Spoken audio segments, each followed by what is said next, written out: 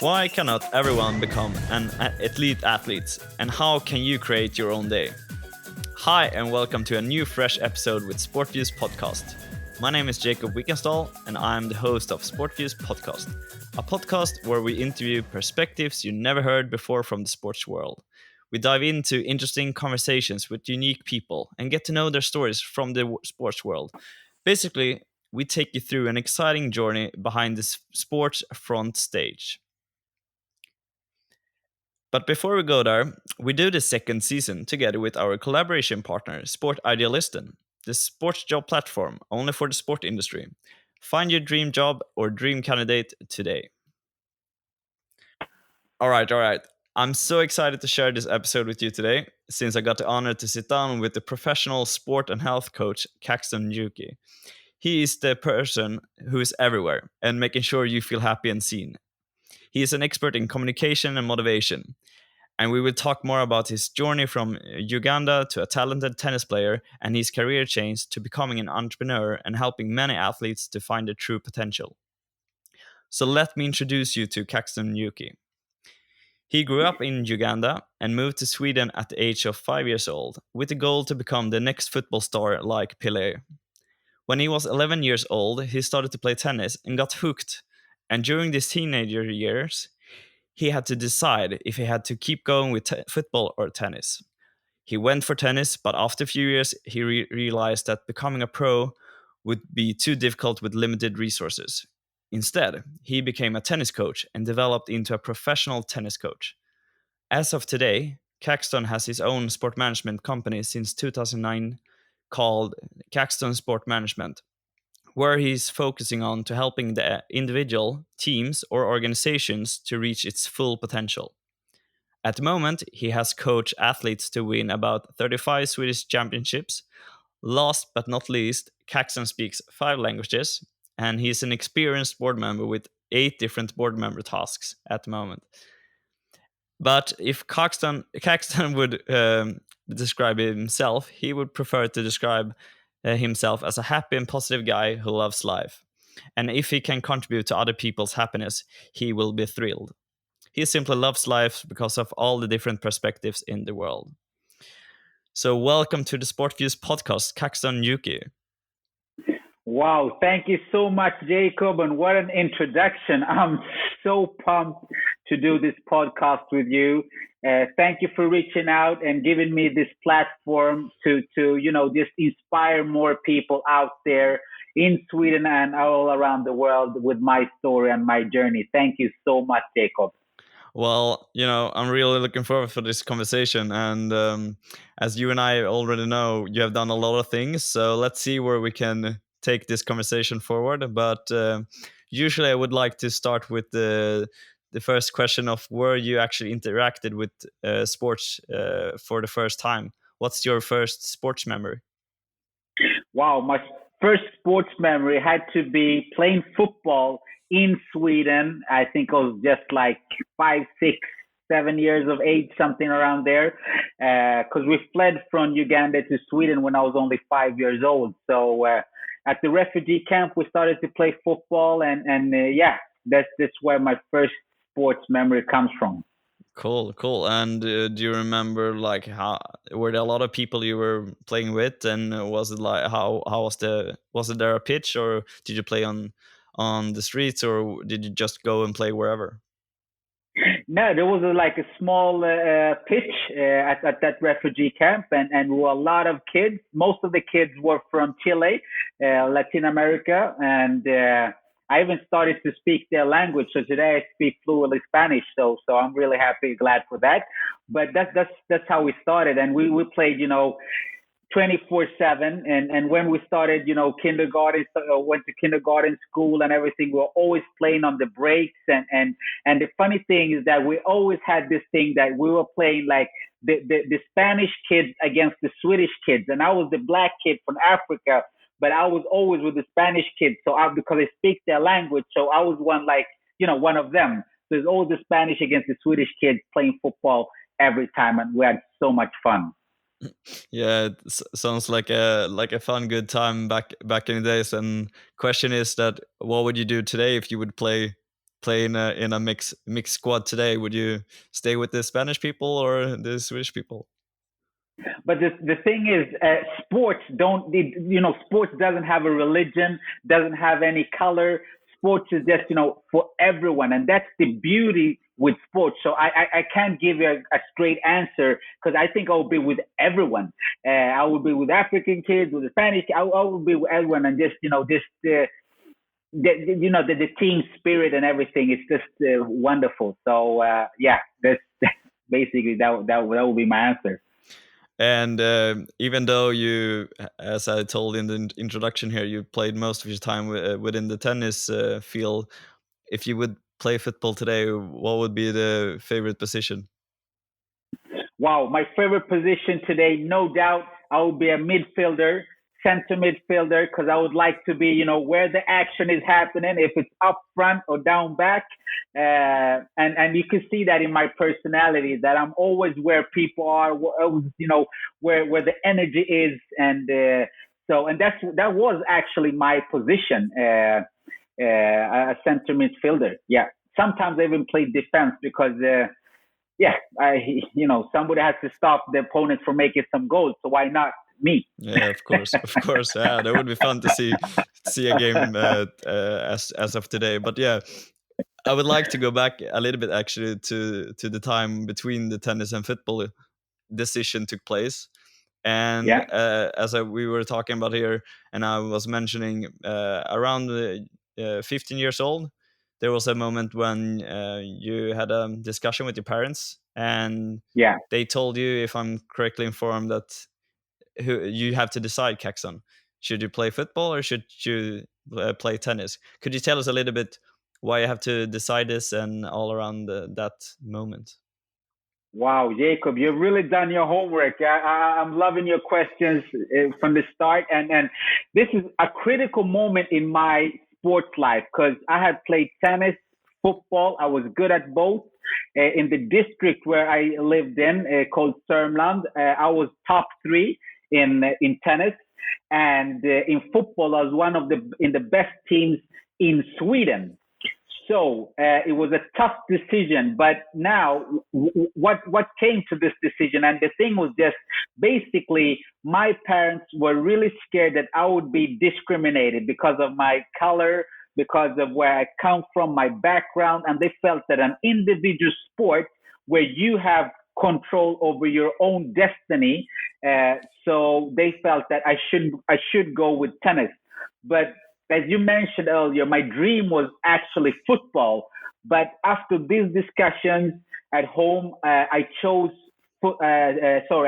tennis just because it was, I could really see that no one could discriminate me in this situation because everything hand on. If I won the match, I got the ranking points and could take myself to the next step. So yeah, Uh, that was basically it. yeah, and I think this is an important topic, and it's very current problem today as well. If when it comes to, do you have to take a decision, and who is influencing you to take a decision, and thinking back at the time, would you still make the same decision as of today?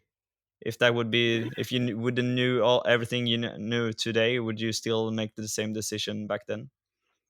Oh, wow. That's such a good question because it's all about, you know, today as a coach, I would say maybe follow your passion. And I would tell the kid that, okay, no, but you really love football and that's your number one sport. You should go for it. But at the same time, if I'm using my coaching head and I think that, okay, if you're good at both sports, but where you're going to get the most chance to succeed, I would maybe go like, okay, you maybe get a bigger chance in tennis.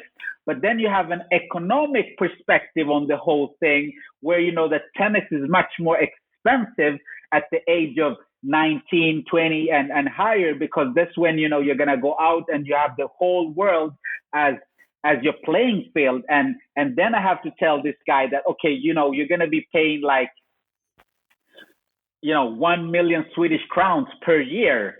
Do your parents have that? Do you have sponsors who could pitch in and give you that? And if the answer is no, then we come back that you may be good to go with football, because you can start, earning money at an earlier age. At already 16, you can be drafted to a professional club and start earning some money. So it's a really, really, really tough question. So yeah, I honestly, I can't tell you if it's football or tennis, because it depends on so many factors.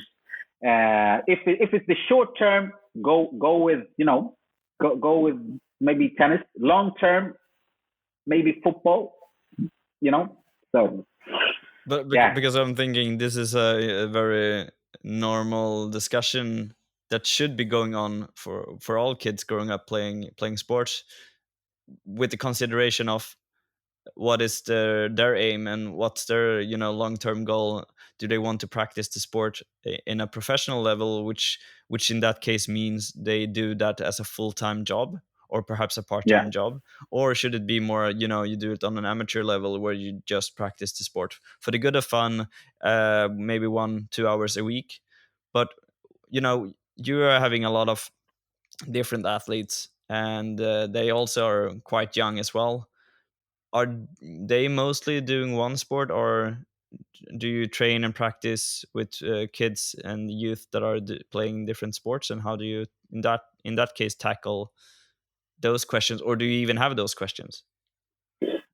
I definitely have those questions, but we have to get one thing straight, and that's when I'm talking to these kids, they have to know their first sport. What's your first priority? If it's football, hockey, tennis, riding, and then we can say, okay, which sports can complement this number one sport? What would you need? If you just want to focus on one sport, then we have to bring in maybe a physical trainer, because it's so important that you get the physical base, that we build the athlete. So, it's definitely, we have these discussions, and we have to see, okay, where are you? Which age are you? Should we bring in other sports just, to get more of the physical training for your number one sport? Or you're at the age of maybe 17, 18, you have your number one sport, and we bring in a physical trainer who could work with you. So basically, that's how the discussions are going. And why they bring in me is because they want to know what it's going to take to reach their goal.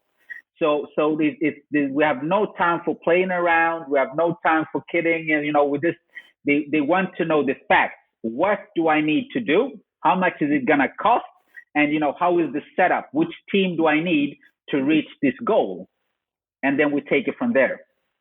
All right. So not just something you do over 1 hour. It's a decision that you probably have to discuss with several different stakeholders, so to say. Coach, and as you say as well, bring in physical coaches as well, and I guess the parents are there involved as well in the discussions. Yeah, it's like, we make a big team. So we have the parents, we have, if it's school or job, depending on the age, we have the club, we have the trainer at the club, and we need to see, okay, the athlete, where is he mentally, or he or she mentally, physically, technically, tactically, and we also do the, it's like the evaluation. We have to see, okay, in this sport, how are they doing? If we look at hockey, the hockey player in Canada at the same age, in Russia, or in another club in Europe, how are you according to them? Because if you're talking about you want to get drafted to the NHL and stuff like that, we're not, the competition is not with your club here, or your teammates. We have to look at a bigger picture and see how are you accordingly to the, a world perspective. Now we need to get that data and understand where are you accordingly to that goal. And some players or kids or athletes, they get shocked because they think they're so good. And when you give them the whole perspective, then they understand that, there's a lot of work to be done over here. Yes, there's a lot of work to be done. And are you ready to do the job? I can help you. We can help you. So you get a better chance. No, there's no guarantees, but we can give you a better chance to be able to reach your goal. But if you don't do this stuff, it's better, hang out with your friends, play a little bit of this sport, and just have a great life. Making it's not gonna happen. So it feels a little bit like either you should scare them a little bit and see who has the mental mindset of I can do whatever, or are you afraid of scaring out the youth athletes? Good question again. But the thing is, you don't pay me to be your best friend. You pay me to understand what it's gonna take. So that's where my knowledge lies. Is that okay? I'm gonna tell you what it's gonna take in this sport. How are the other kids or the other players or athletes around the world? European vision, world vision, depending on what sport it is. I'm gonna give you the whole picture. So you understand if you're training 2, 3 times a week, and you have a kid playing at Barcelona, and he's training every day, once or twice a time. How you have to understand the knowledge he's getting, and we have to look at the competence. Your coach, their coach, what are they learning? What do you need to learn? Because if you're going to come to a time where, okay, you also want to play in Barcelona, but they're going to look at your technical skills, your tactical skills, and everything, and they're going to go, "Sorry, you don't know enough. You're not been training at that high level because you have not been exposed to what you need to get exposed to, in the right age and stuff like that." So that's why they want to work with Caxton Sports Management, because they get black and white what they need to do. There's no guarantees in anything. There's no guarantees in life. I can die tomorrow. So it's not that I go and guarantee anything, but I just give you the stats. You get the facts. How is it looking in your sport right now? And accordingly to your dream, what do you need to be doing? Simple as that. I was just gonna end up that part of saying simple as that, but you had me there first. So yeah, there we go. But yeah, okay. It feels like basically if athletes listening to this, or there are several parents listening to this and having kids playing sports, but it could also be people curious about the sports field in general from the coach perspective as well, from the athlete perspective. And what you're just saying here is basically lifting up the true facts about the athletic career, but also benchmarking and making sure that it's not only looking around in your neighborhood about the competition, it's actually looking on the global scale and see how far you can go and make it as realistic as possible for the coaches that are helping the athlete, but also helping the athlete, him or herself, knowing a little bit more about their, let's say, their chances and opportunities coming ahead of them. So saying, yeah, if that can jump in there, just to make it so clear for everyone listening. Think of, you go to school, you start at kindergarten, then you go to the first grade, second grade, and everything. And you as a parent, you think that, of course, my son or daughter is going to learn, math, and they're going to learn this and this language and there's different steps and stuff like that. So it's exactly the same thing. It's exactly the same thing. You have to learn these different steps to go to the next class, the next class, the next class, and you learn more and more and more and more. And then after you have gone to school, okay, now you're going to go out in the business world or in the real world, and you're going to try to apply for a job. And why should you be more qualified than someone else? So then they're going to ask, okay, what are your credentials, or how is your marks? And if you don't have anything to show, you're not going to get the job. It's simple as that. There we go. And talking about all of this, I would like to jump ahead for your coaching career a little bit. And Yeah. at the age of 20, you quit playing tennis as a player, but you instead took the coaching role. And the thing here is then, what did you know about the job as a coach back then, at the age of 20 or perhaps earlier? What was your view with the job as a coach? Yeah. So when I was 15 and I started, to pursue my career as a tennis player, sometimes I worked extra as a tennis trainer, just helping out the head coach and stuff like that, acting also a little bit as a role model to other kids. So already then I got a small interest of helping other people, other kids, other players. So at the age of 20, when I realized I'm not going to be the next Bjorn Borg from Sweden, so it was easy for me to, okay, I love the sport tennis and I want to be in the sport of tennis, but how? Okay, as a professional coach. But what do you mean as a professional coach? Do you want to have it as a hobby or do you want to work with it 24/7? For me, it was 24/7. So I had to start, going to school and learning and going to different courses and stuff like that. So I basically, to answer your question, I already started a little bit at the age of 15. So when I was 20, I knew that, okay, if I'm not going to be a professional tennis player, then I want to be a professional tennis coach because then I'll still be in the sport.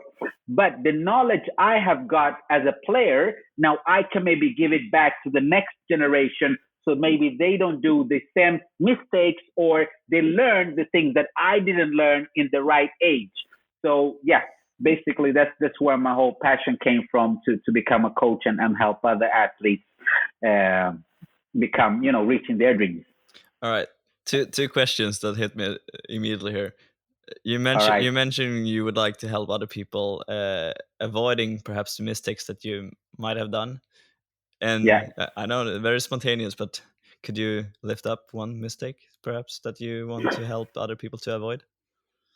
Yeah, like the physical part. That's one. I didn't train my body as much as I needed to do. So that's one.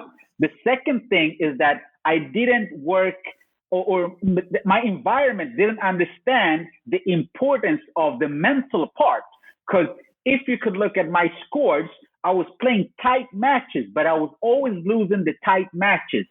So if I maybe had a little bit more help on the mental part to understand how I could step up my game or play a little bit more aggressive instead of, going back a little bit and playing a little bit more defensive, I maybe could have, gone a little bit further. So those are the two really big factors that I bring to the table today is, are you working hard enough? And that's again, we come back to, okay, you think that you're working hard because you're looking at your friends, but your friends are maybe not, they're not maybe aiming to become a top 10 player in the world. But if you look at the Russian guy, he's maybe not even in school and he's really working hard. And when you're going to meet him, if you've not done your homework, he's going to kick your ass. Sorry, my English. so, and the mental part is so important because at the end of the day, everyone is going to be able to run. Everybody's going to be able to play the game, what it is. So now it's in between your ears. You have the mindset to get out there and bring your A game at the right moment. Everyone can bring the A game in the safe environment or you're playing home and everything, but can you do it outside of home? Can you do it, in a tough situation where you got, you got the knife to the throat and you really have to win this match. You have to win this ball or, you really have to take your game to the next level. If you don't have the right technique, it's going to be tough. Got it. They actually got two tips for a mistake, so thanks for that. And then I Yeah, no also wanted to problem. ask you. You said back at 15 years old, you were already thinking and being involved with, around the coaching environment. Were you asked to help out as a coach, or was it from your own initiatives? A really good question. My father was the head coach actually at the club.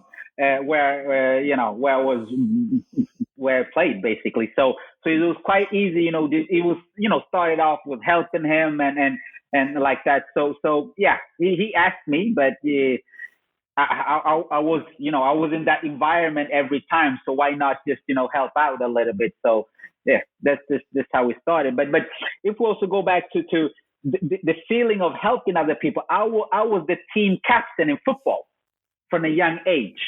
So the team captain is always the person, you do the warm up and you look up for everyone and you want everyone to feel good. And, so you're the trainer's extra, extra person on the pitch. So I had that from an early age. When I was at school, I was in the school, what's it called? The school union. So because my classmates thought, he's a natural leader. We want him to make our voice heard. So I don't know. I've always been in that situation where I'm trying to help other people, making other people feel well, and just making people feel comfortable. Yeah, because it was. This is I think this is an important topic here.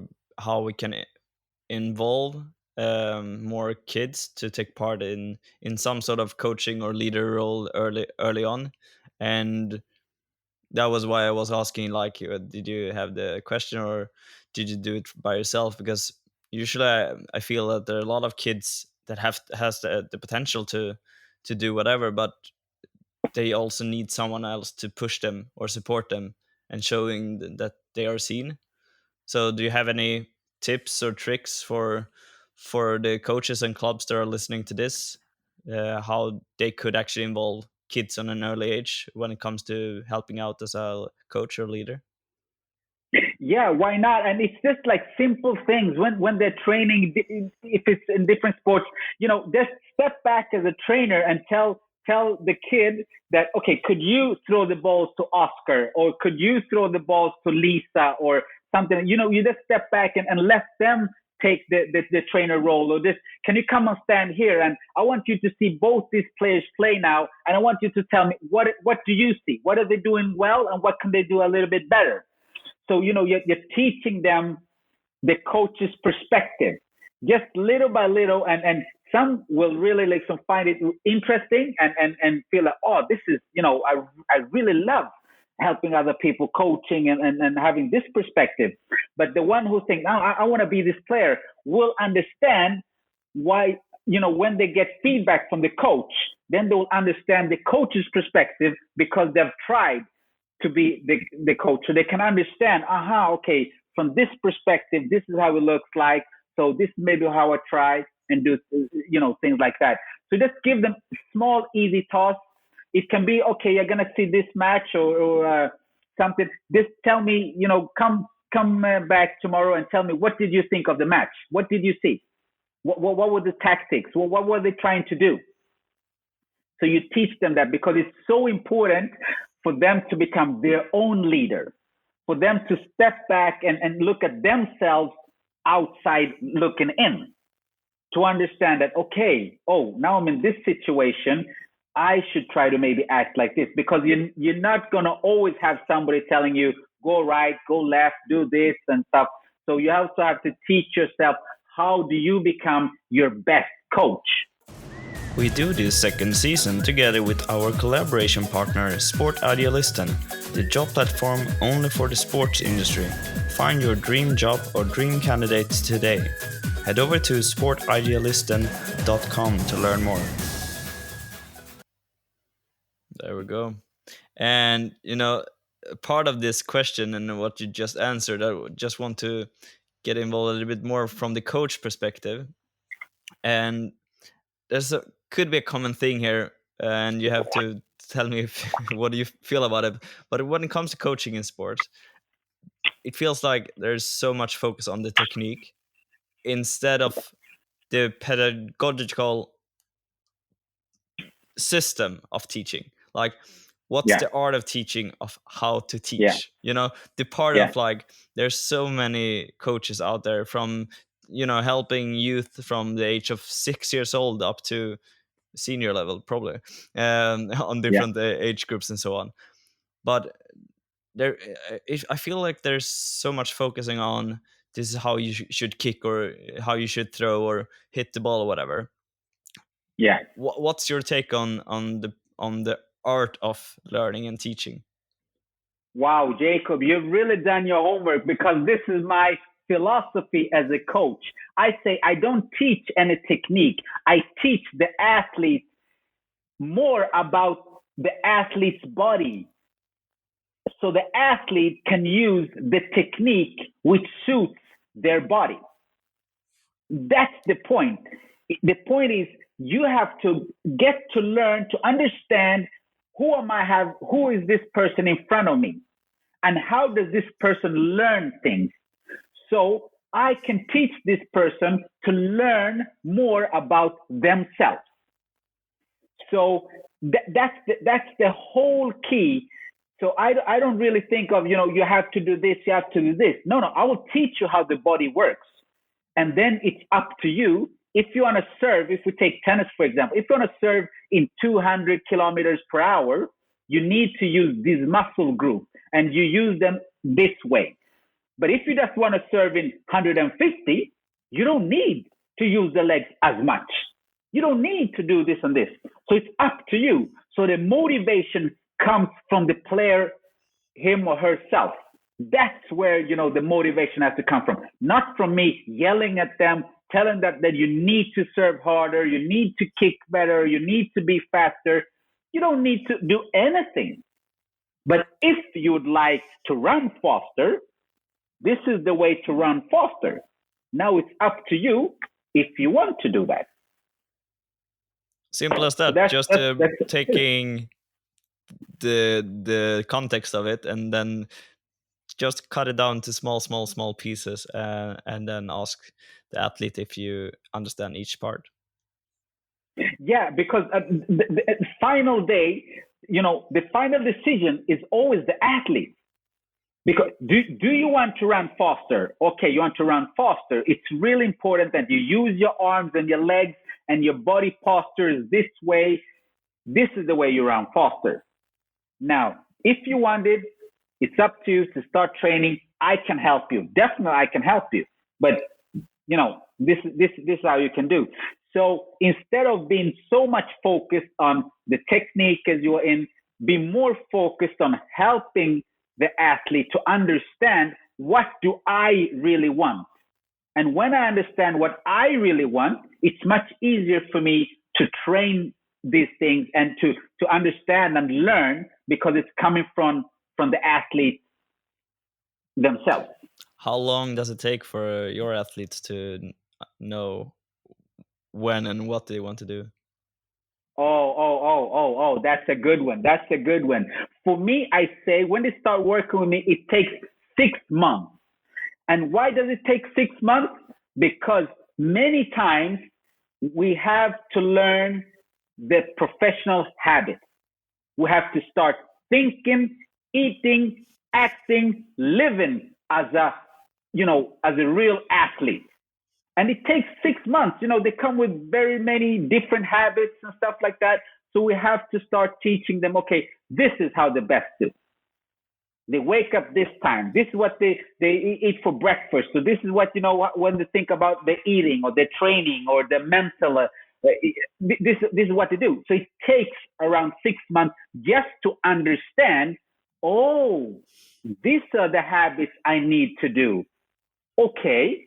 Because everyone is going to fall back. They try some days and then they fall back and everything. But after 6 months, they basically know, okay, this is what I need to do.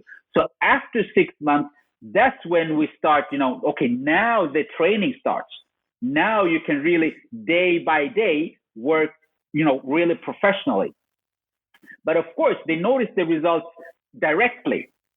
Just, if it's eating well, sleeping better, or, mentally, or changing just their thoughts and stuff, of course.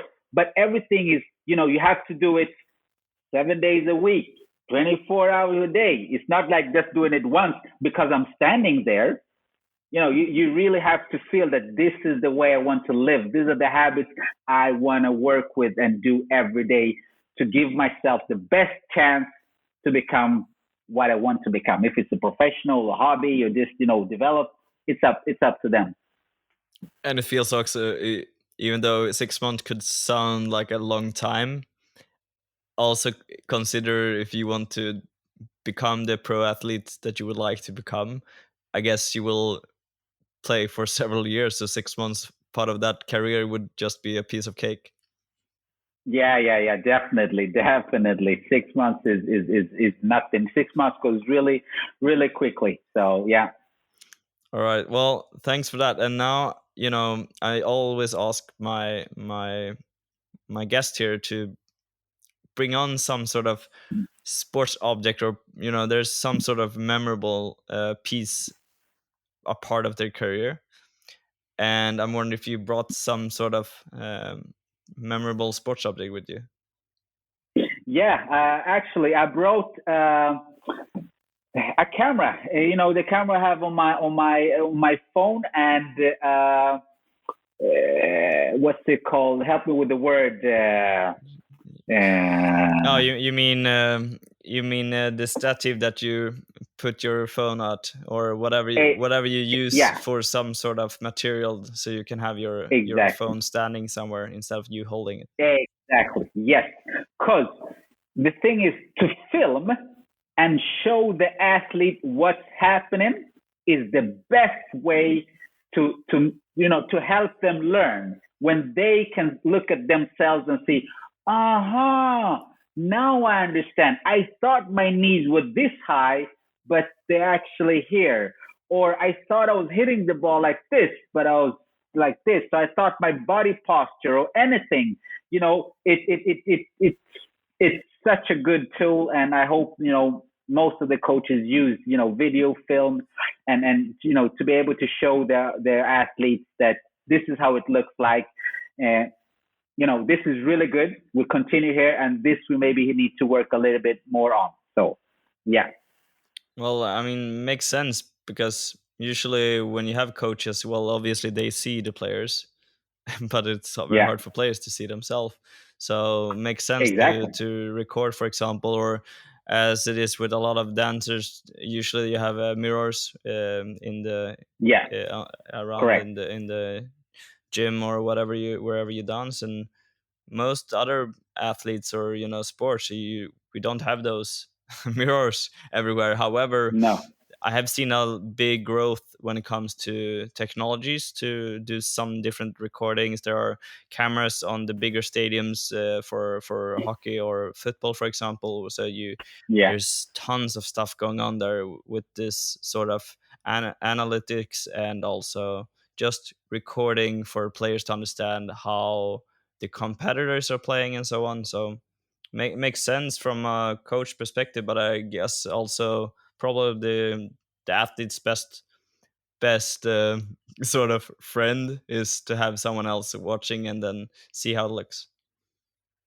yeah. Because what we need to understand as coaches, that okay, basically most athletes are, they take in information visually, and then the second is going to be more by trying, testing things.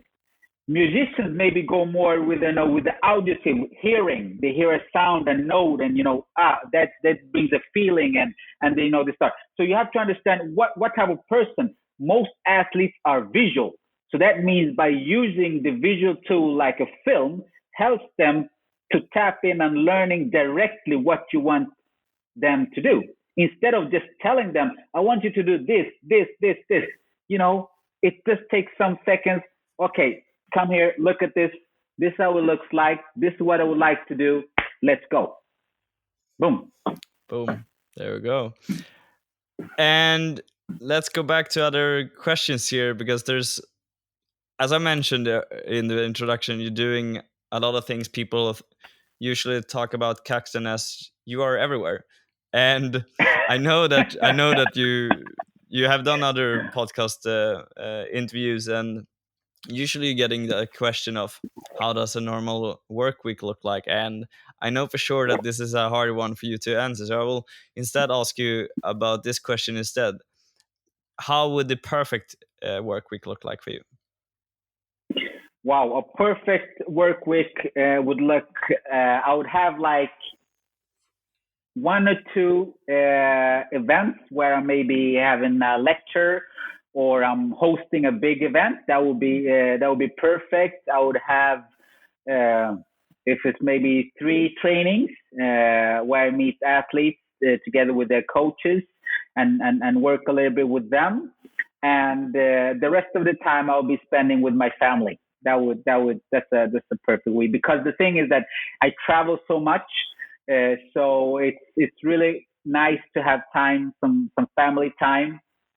But at the same time, I get so much energy by meeting people, and yeah, if I could give out energy to 100, 200, 1,000 people at the same time with a lecture or a big event, that's just great.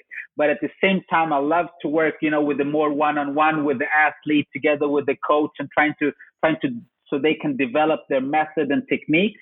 And yeah, just giving them some new insights on what they're doing, and giving them a high five, because most of them are trying to do a great job. What I come in is I give them the outside looking in perspective. So you're doing this. This is great, but we have to do it at a higher speed, a higher tempo, or we maybe have to think of this position, which is not going to be working in 2 or 3 or 5 years, because the game is changing. It's more faster, so you have to be here already now. You maybe cannot handle this situation now, but in 2 or 3 years you're going to be there, and then you're going to be able to compete with the rest of the world. Because if you stand here in your comfort zone, okay, you're good now, but tomorrow, the train has passed.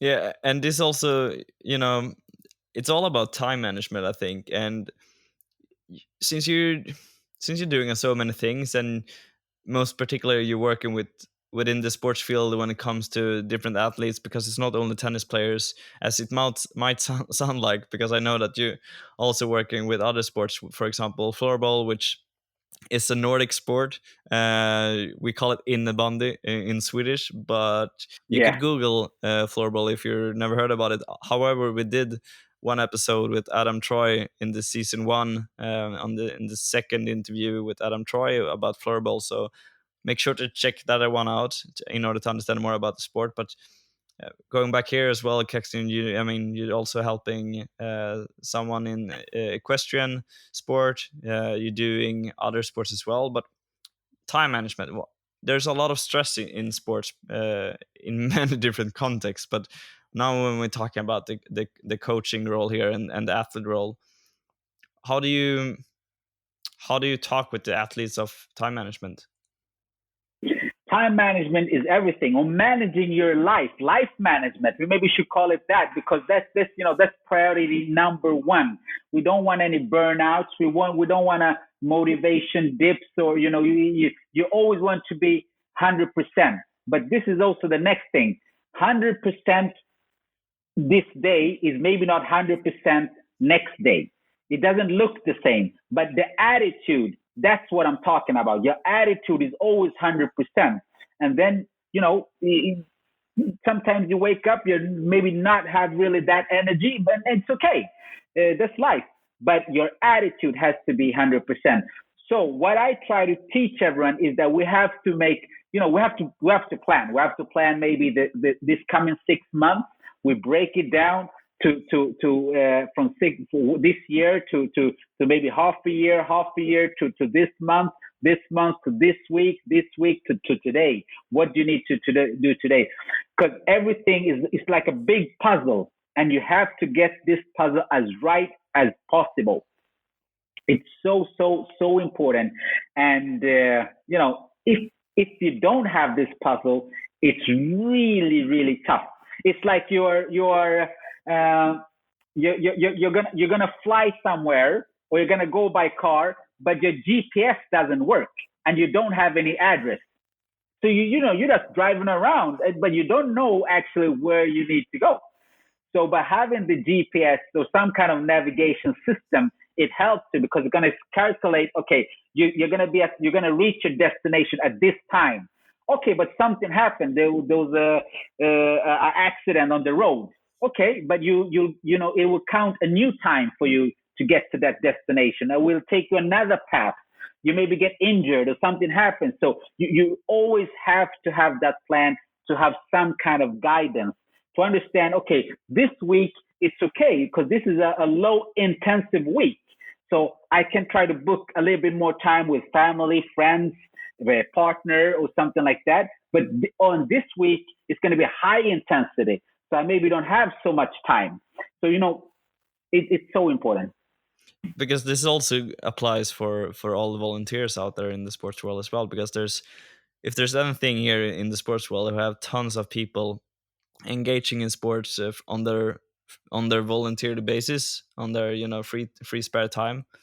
And Yeah. I guess this also applies for them as well when it comes to time planning or life management, of understanding what's coming up next week. However, most people from on a volunteer basis, they do this maybe 2 hours a week or something like that, helping out in the local sports club, etc. However, they have their normal life with the work during most of the time. Is there any like what are your recommendations when you're talking with parents for that has kids as athletes, or developing their athlete skills? Do you talk with them, giving them some kind of tips how they should help out, support the youth? Yeah, it's because we go back to the team. We're making this team around the athlete, with the family, the club, the trainer, school, maybe relationship or work. So everyone has to know, where do I fit in the team? So what's my it's the puzzle, and how do we go into each other? So we definitely have to teach the parents how could they help their kid in the best way. What should you say and what shouldn't you say in the car, to training or from training, or to the match or from the match, at home, dinner, stuff like that. And what's your responsibility as a parent? When it comes to sport, you have the trainer. So don't put your ideas there. Just stick to this: food, maybe help out with the school, or what the situation is, and leave the responsibility for developing the athlete to someone else who's professional in that or knows more about that. So it's always about maximizing everyone's potential, and everyone should know, okay, where are my boundaries? I talk about this and I do this. This is what I'm supposed to be doing. But when you start asking me about maybe technique, you're asking then the parent says, but you can ask Lisa or Jorgen or your coach, and they will help you with this. But what I help you is that I film the match. So you can have the film here, and you can send it to your coach, and then you can have a discussion with your coach about what you need to do. So the parent doesn't become the expert. So it's so important that everyone knows what is my role in this team, so we can maximize everyone's potential, because we need everyone. Some people say, no, we just leave the parents out of this. The parents are crazy. No. The parents have to be in it, because you just have the kid X amount of hours. If it's 3, 4, 5 hours, the rest of the day the kid's going to be with the parents. So if you cannot explain to the parents and make them understand, they're maybe just going to destroy everything you built for these 4 or 5 hours. So it's so important so everyone understands their role, and how everyone can work together. Sounds like no matter what your team looks like, you need to help each other to be very specific of what is the expectations on each one of the people in the team, and try to at least put down some sort of actionable task. These are the things that you are doing in this team. You are driving to the practice, or you are cooking food, or you are filming, etc. Exactly, 100%, 100%. And you say like cooking food. I've been in that situation, and talking to the parents that most of the time cooks the food, and I say, take your kid, if it's possible, when you're gonna buy the thing, because then he or she can learn, why are we taking the vegetable, why are we taking this and this, why are you eating this and this, because maybe next time the parent is not there, and the kid will go on, I want, like, I want to go to McDonald's, I want to do this and this, I want to do this and this. So teach them, give them the knowledge. And we can also, if the parent doesn't have a knowledge, we'll bring someone in to work with the parent and teach them, okay, this is the food you need to be cooking, this is what you need to be thinking of. And there, so we help everyone, because it's also important that everyone feels that they have some kind of task. Everyone wants to be seen, everyone wants to be respected, everyone wants to be a part of this. So, we who have the knowledge just have to teach them, okay, this is the food they need to be eating before practice or before the match. Think of this. These are the hours you need to be sleeping. But me as a coach, I'm not going to be at home when it's bedtime. The parents are going to be there. So we have to educate the parents why it's so important with the sleep and how is that going to help your son or daughter. And of course, we also talk to the son and daughter and say, this is why you need to do this, because then you can give yourself the best recovery time. So you're really, energy, everything is top for the morning training the next day.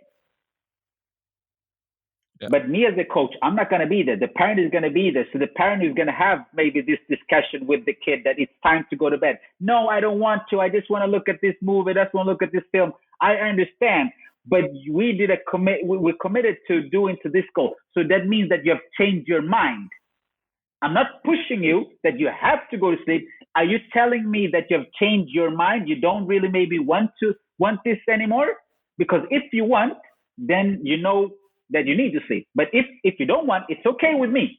You'll still be my son or daughter. I will still love you, but I'm not going to be paying for this, because this is not what we signed up for.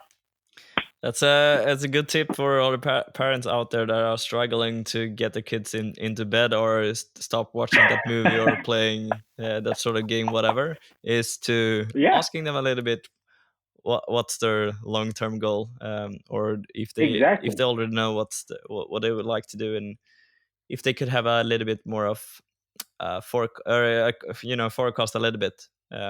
What are you expecting longer into the future? Let me just jump in quickly. Mm-hmm. I'm coaching a girl, a soccer player. She's 12, turning 13, and she wants to become, she wants to win the Champions League. Okay, no problem. So we talked about sleep. We talked about different things. We talked about hydration and stuff like that. So when I met her again, she said that, you know what? I noticed that I slept much better when I had my mobile phone farther from me. So when I woke up, I just couldn't, reach out to my mobile phone. And she's 12. So I told her, do you think that the other girls in your maybe team or school or class think the same way? She's like, no, never. Okay. I told her, okay, yeah, but there's nothing wrong with that. But it's good that you have understood the importance of sleep, so you can give yourself the best recovery so you can play football at a higher level. And that's what I'm talking about. How can we teach our athletes to have that inside motivation, that it comes from themselves? Then, so it's not parents who are saying, put down that phone, put down that phone. When the athlete understands by themselves that, okay, this is maybe what I need to do. If we call it sacrifice, do that, I don't know. But this is what I need to do. This is the behavior which will make me come a little bit more closer to my dream. Then it's worth it. And that makes me going to the next thing here, because I know that you will understand this part. We met the first time for about 3 years ago. And yes, you changed my mindset when it comes to, instead of saying have a nice day, can you just, because this is part of what you just said, I guess, at least depending on your answer, what's wrong with saying have a nice day? there's nothing wrong with saying to somebody, have a nice day, have a nice meeting, have a great weekend, but you're not helping the person to think, which actions am I supposed to do to get myself into that great weekend or great meeting or great evening. So just by saying, make a great weekend, make a great meeting, make a great evening, then they go, make, yeah, you have to do something. If it's mentally, physically, I don't know, but you have to make it happen. It's not going to happen by itself. Sometimes it does. Oh, it was a fantastic week. What did you do? I did this and this and this. But okay, how can we replicate it? How can you have great weeks every time? Then they go, I don't know. It was just a great week. Yeah, but you're with Jacob this week, and you guys, you have so much fun. So why don't you call Jacob and ask him what he's gonna do the next week, so you can already plan the next week, so you can make it happen. So there we go. I just love this sort of mindset, and I tried it so many times since 3 years ago, in emails, texting, calling, in regular conversations, and yeah, it's definitely a change of mind for the responder as well. So it's an interesting one. I would like to encourage everyone here listening today to start asking yourself, are you creating your best day every day, or are you just letting it go away to someone else? So try to decide yourself and try to encourage other people to create their best day as well. And yeah, next Great. step here, we're coming to the end, Yeah. but All right. I would like to ask you some sort of like recommendations, or what would you say for that young woman or man who would like to become this professional athlete, or become the professional coach of today? What would you say to them in the first step? The first step is, of course, you really have to have the passion. That's number one. You really have to love, this thing, what you put up, and what you really want to do. That would be the first thing. The second thing I would say, that it's not easy. It's not easy. Nothing is easy. So, that we can just cut that out. It's not going to be easy, but if you're ready to do what it takes to make it happen, to create your own reality, you can do it. And what do I mean with you can do it? I mean that the knowledge is out there. You have the internet, you have people around you. Start asking questions. There's books, start reading, go courses, internet courses, digital, everything is out there. So just make it happen. But back to number one, you really, feel in your heart, in your body, that the passion is there. You really, really want this. Number two, get your mindset ready. It's not gonna be easy. You're ready to do the dirty work and the tough work, but the knowledge is out there. And, if other people can do it, you can do it. Can Caxton do it? You can do it. Can Jacob do it? You can do it. So go for it. Yeah, go for it, everyone. Come on, let's do it. But yeah, you mentioned books, for example, and do you have any books or podcasts you would recommend people to listen or read? Oh my goodness, there's so many books. What comes up first in your mind? It doesn't have to be sports related. We've been talking about tennis a lot. So the Andre Agassi's book Open is one of the first books. Winning Ugly with Brad Gilbert, another book. He coached Andre Agassi. I have a friend of mine, Christian Passion, who wrote Making or Creating Talent. A really good book, just to understand, what's talent. Talent, people talk about talent every day, but what is talent, and how do you create talent, and how do you really, go from talent to become this professional athlete or something like that. So yeah, Let's Three books there. That's awesome. That's awesome. yeah, We'll make sure to add them in the show notes so people can understand what you actually said here. Or you could just yeah, hit 15, 30 seconds backward here. But that's great. yeah. That's great. And do you have any like questions to the listeners, or would you like to encourage them, except creating a good day, which is the main thing here, I think? But do you have any questions that you would like to ask the audience? I would love to ask the audience like this: are you living your dream? Ask yourself: are you living your dream? Number one. Number two. This is a tough one. This is a really tough one right now. I hope you're ready. If you died tomorrow, would you be happy with that? That you feel that you've done, you really, you feel that it's okay. I met the people I want to meet. I did most of the things I would like to do. I'll be satisfied. Or you'll be just, you'll just be so crazy. Like, no, it cannot happen. I have so much things to do. I have a bucket list I've not even started. You just be, crazy. That's a tough question, but I like it because it makes you start thinking that what you're doing right now, is it what you want to be doing, or you're just doing it because you have to, or you must, or somebody else chose it for you? So yeah, those are two tough questions, but I hope they can lead you in the right way. Because if I can do it, you can do it. Jacob can do it. You can do it. So let's go for it, baby. Yeah, good questions. And the last part also gets me thinking of I'm actually using some sort of question daily in order to structure my mindset and thoughts. And it's basically where I try to find out three important things during the day that I have to do in some way. But one of those tasks has to be like, this is something I really need to do, and usually it's connected to work. Like, what's the most important meeting or call you have to do today? And then the second one is like, it's more satisfaction, is that it's great to do it. It's not like you're gonna die tomorrow if you don't do it. And then the third task is, what is the most joy for me today?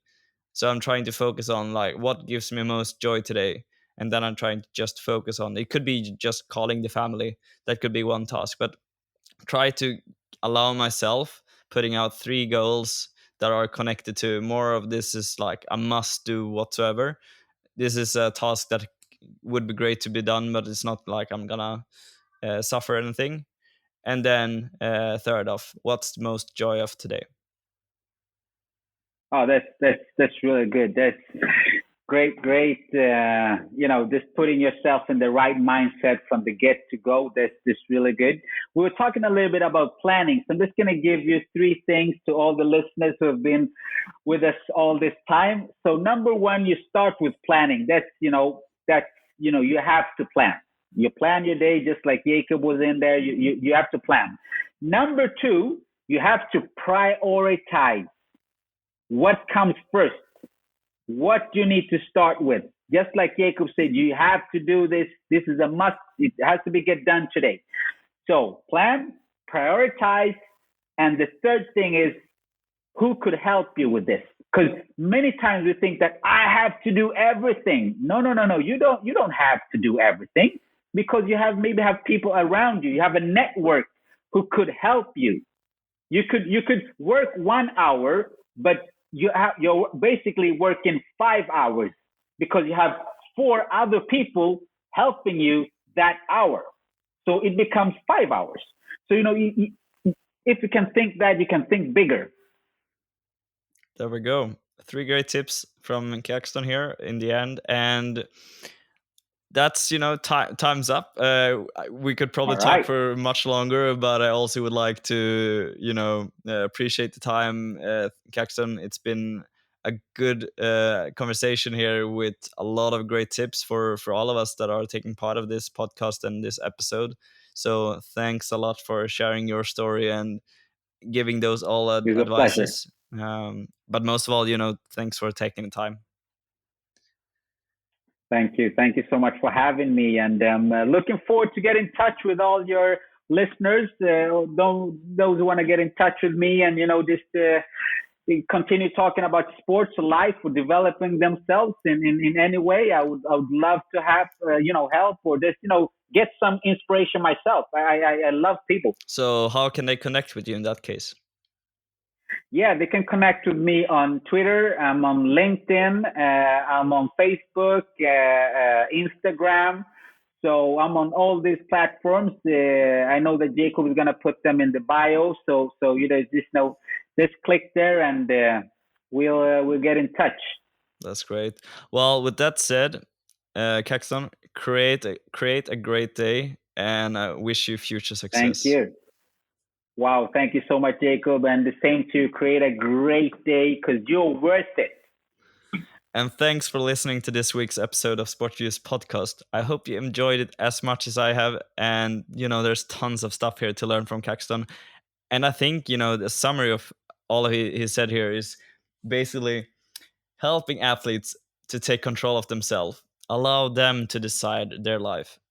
And before we leave, I will also would be grateful to get you on board.